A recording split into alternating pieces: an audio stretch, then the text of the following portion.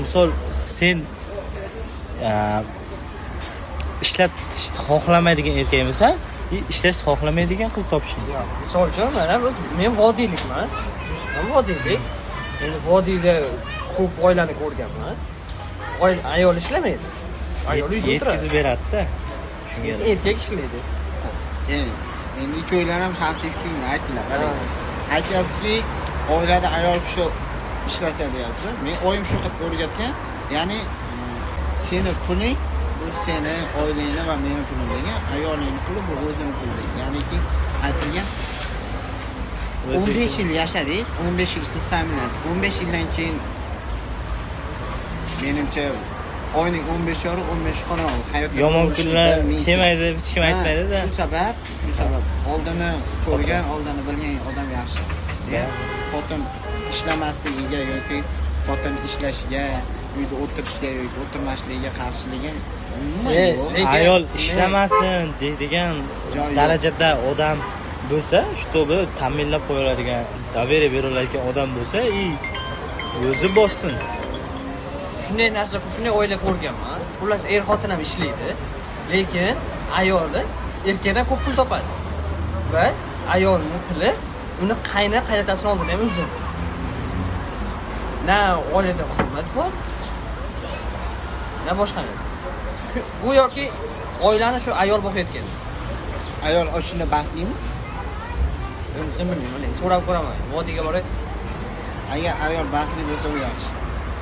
Erkak ham o'sha hayotga rozi bo'lsa, yaxshi bosaversin. Biz nima ishimiz bor? Uni hayotda biz zarracha ahamiyatimiz yo'q, yoki uni hayotida biz hayotimiz. Xo'p. Kecha Filisalar futbol tarixidagi eng chiroyli o'yin bo'ldi. Ko'rdingizmi o'yinni? Ko'rdim. Menimcha Chempion Ligasidan Real Madrid, men o'zim Real fanatiman. Real Madrid chiqib ketgandan so'ng bu mening Chempion Ligasi qiziq qolmadi deb o'ylardim. Kecha adashib kirdim, ko'rdim. Vaqtim qanaqa o'tgan bilmadim, ko'rdim. Juda qiziq bo'ldi. 5-4 oxirigacha.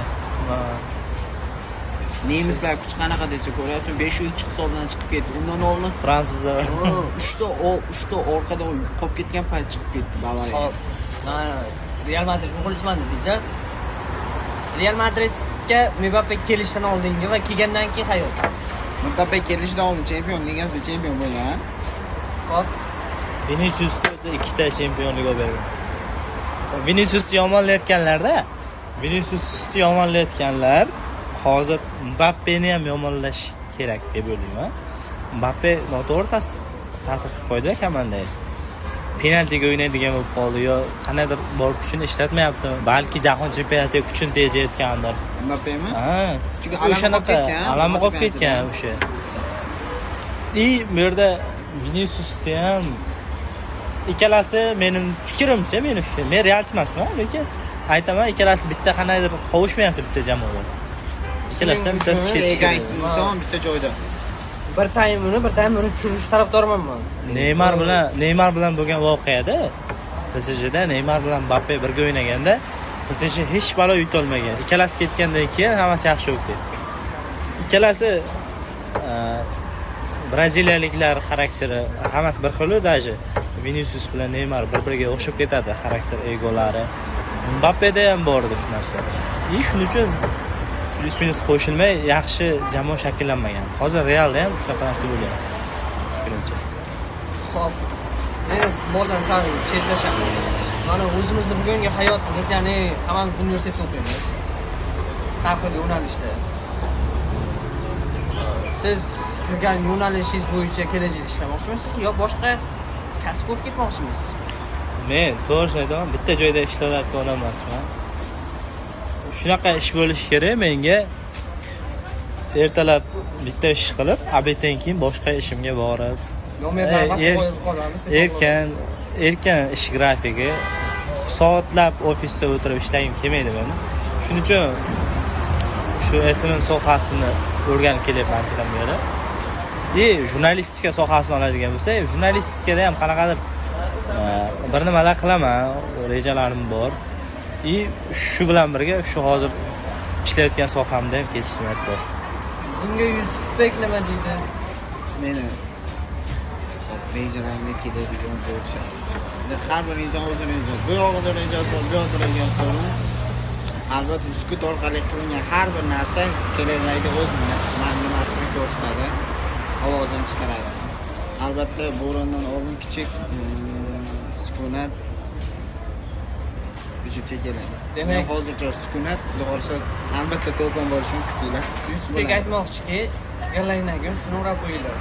To'g'ri. Xo'p, bizda hozir har joydan olib mavzularni gaplashdik. Keyingi sonlarda bu rejim nima deydi? Testli rejimida, test rejimida olingan podkast. Keyingi nasib bo'lsa, keyingi podkastlarimizda bitta qaysidir soha vakillari bilan birgalikda uchalamiz обязательно bo'lamiz. Yo'q, to'xta, uchalamiz demangda, вопрос qo'ying.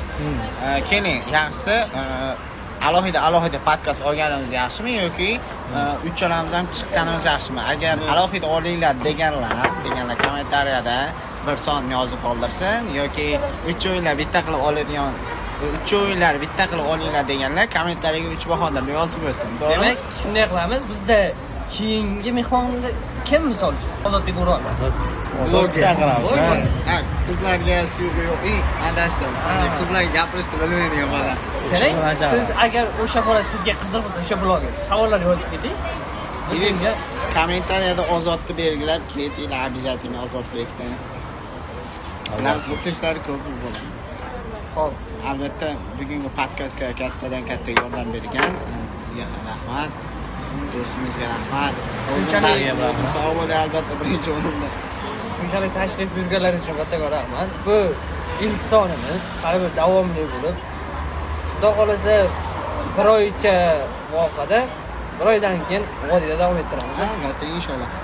Agar podkastimiz yoqqan bo'lsa, like bosinglar, obuna bo'lib qo'yinglar. Hammaga rahmat, sog' bo'linglar.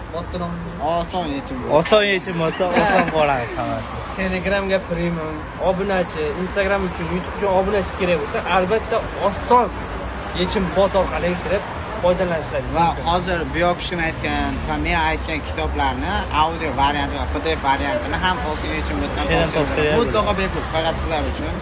Shunchaki kommentariyaga oson yechim bot deb yozib ham ketsanglar kifoya. Va bizga bugungi podkastimizga joy ajratgan, kattadan katta yordam bergan Andals oilaviy dam olish maskaniga qolamiz.